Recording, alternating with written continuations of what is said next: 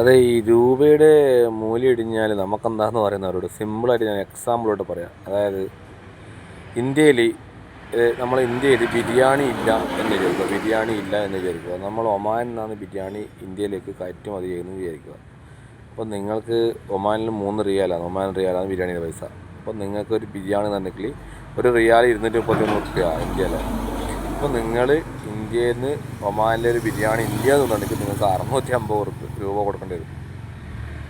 നേരെ മറിച്ച് ഒരു ഒമാൻ റിയാൽ ഒരു 20 രൂപയോ അല്ലെങ്കിൽ ഒരു 50 രൂപയോ ആണെങ്കിൽ നിങ്ങൾക്ക് 150 രൂപക്ക് കിട്ടും. അതൊരു എക്സാമ്പിൾ മാത്രമാണ് കേട്ടോ. ഇതാണ് അതിൻ്റെ പ്രശ്നം.